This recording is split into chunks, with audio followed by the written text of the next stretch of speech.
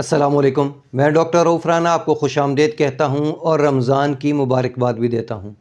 رمضان کا مہینہ دنیا بھر کے مسلمانوں کے لیے روحانی برکتوں اور رحمتوں کا مہینہ ہے، لیکن شوگر کے مریضوں کے لیے روزے کے دوران اپنی دوا کا جو استعمال ہے وہ ایک چیلنج بن جاتا ہے۔ روزے کے دوران جسم کو کئی گھنٹوں تک کھانے پینے اور پانی کے بغیر گزارنا پڑتا ہے، جس کی وجہ سے خون میں شوگر کی جو سطح ہے وہ کم یا زیادہ ہو سکتی ہے۔ اس صورتحال میں ضروری ہے کہ دواؤں کا انتخاب کیا جائے کہ کون سی دوا سحری کے وقت لینی چاہیے اور کون سی دوا افطاری کے وقت لینی چاہیے۔ سحری میں لی جانے والی دواؤں کا انتخاب اس بنیاد پر کیا جاتا ہے کہ وہ پورے دن میں شوگر کو متوازن رکھ سکیں اور لو شوگر جو ہے اس کا خطرہ نہ ہو۔ پہلے نمبر پہ جو دوا بہت زیادہ استعمال ہوتی ہے وہ ہے میٹفورمن۔ میٹفورمن ایسی دوا ہے جو جگر میں شوگر کی پیداوار کو کم کرتی ہے، جسم کے خلیوں کو انسولین سے زیادہ حساس بناتی ہے، انسولین کے کام کرنے کی صلاحیت کو بہتر کرتی ہے۔ چونکہ اس دوا سے شوگر اچانک کم نہیں ہوتی، اس لیے اسے سحری میں استعمال کرنا محفوظ سمجھا جاتا ہے۔ اس ایکٹیو انگریڈینٹ کی جو بھی برانڈ نیم ہے وہ میں آپ کی اسکرین پر دے رہا ہوں، آپ اس سے دیکھ سکتے ہیں کہ کون کون سے برانڈ نیم کے ساتھ میٹفورمن اویلیبل ہے۔ دوسرے نمبر پہ جو دوا آتی ہے وہ DPT4 انہیبیٹر ہیں، جیسے کہ سیٹاگلیپٹن، ویلڈاگلیپٹن۔ یہ جو دوائیں ہیں یہ جسم کے اندر انسولین کو انہانس کرتی ہے کہ وہ زیادہ مقدار کے اندر انسولین کو بنائے۔ جیسے ہی انسولین بنتی ہے تو شوگر لیول کم ہو جاتا ہے۔ یہ انسولین کے اخراج میں مدد دیتی ہے، چونکہ یہ قدرتی طور پر شوگر کو کم کرتی ہے اور متوازن رکھتی ہے۔ اس سے اچانک شوگر کے کم ہونے کا خطرہ نہیں ہے، اس لیے آپ اسے صبح کے وقت، سحری کے وقت استعمال کر سکتے ہیں۔ اس کی جو برانڈ نیم اویلیبل ہیں مارکیٹ کے اندر، پاکستانی مارکیٹ میں، وہ آپ کی اسکرین پر نظر آ رہے ہیں۔ اسی طرح کچھ کمبینیشن کے اندر ہوتی ہیں، جیسے کہ سیٹاگلیپٹن میٹفورمن، جس کو سیٹا میٹ کہہ سکتے ہیں، سیٹا گلو میٹ ہو سکتی ہے، گالزا میٹ ہو سکتی ہے۔ اس طرح بہت سارے برانڈ نیم جو آپ کی اسکرین پر نظر آ رہے ہیں، یہ آپ صبح کے وقت، سحری کے وقت استعمال کر سکتے ہیں۔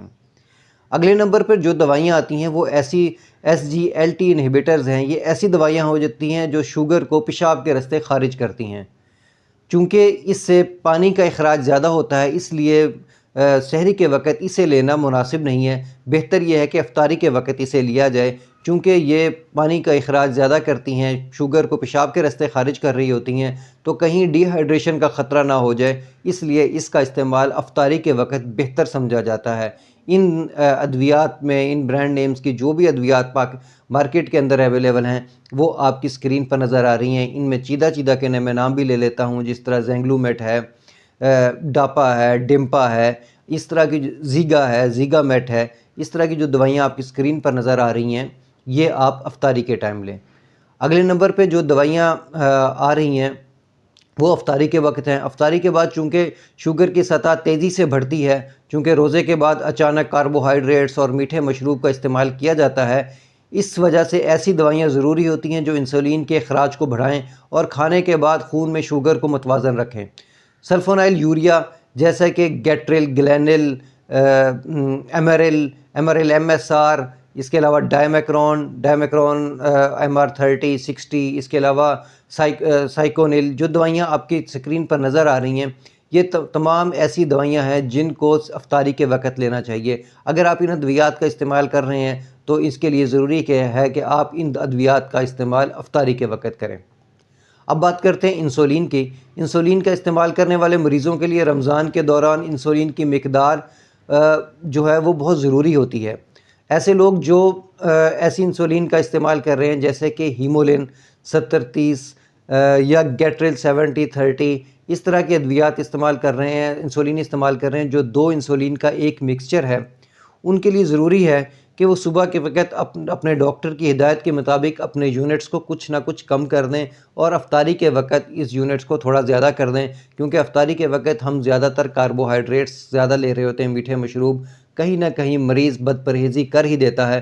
اس لیے افطاری کے وقت کی جو انسولین ہے اس کا کچھ یونٹ بڑھا دیں، لیکن ضروری ہے کہ اپنے ڈاکٹر کی ہدایت کے مطابق عمل کرنا چاہیے۔ اگر کوئی مریض طویل اثر رکھنے والی انسولین جیسے کہ لینٹس وغیرہ کا استعمال کر رہا ہے تو سحری میں لینے کی بجائے اسے رات میں استعمال کرنے کا مشورہ دیا جاتا ہے۔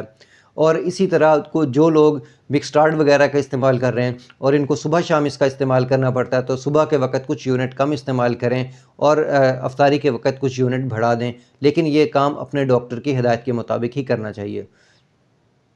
رمضان میں جو ڈائمیکرون وغیرہ ادویات کا استعمال وہ بھی ڈاکٹر کی ہدایت کے مطابق ہی کرنا چاہیے، کہیں آپ کی جو شوگر ہے وہ زیادہ نیچے نہ ہو جائے۔ رمضان کے دوران شوگر کو کنٹرول میں رکھنے کے لیے صرف دواؤں پر انحصار نہیں کرنا چاہیے، بلکہ خوراک اور روزمرہ روٹین میں بھی جو ہے نا توازن رکھنا چاہیے۔ سحری میں بھی ایسی غذائیں کھانی چاہیے جو دیر تک توانائی فراہم کریں، جیسے انڈا، دلیا، چکی کا آٹا۔ افطار میں بھی زیادہ میٹھے مشروب اور تلی ہوئی چیزوں سے پرہیز کرنا چاہیے تاکہ شوگر اچانک نہ بڑھے۔ دن میں 2-3 دفعہ شوگر لیول چیک کر لینا چاہیے، اور اگر آپ کو محسوس ہو کہ آپ کا شوگر لیول بہت ڈاؤن ہو گیا ہے تو آپ اپنا روزہ توڑ بھی سکتے ہیں، کیونکہ اسلام میں جان بچانا سب سے پہلے فرض ہے۔ مجھے امید ہے کہ میری یہ معلومات آپ کے لیے فائدہ مند ہوگی۔ اللہ آپ کو اور آپ کے تمام اہل خانہ کو صحت والی زندگی عطا کرے۔ اللہ حافظ۔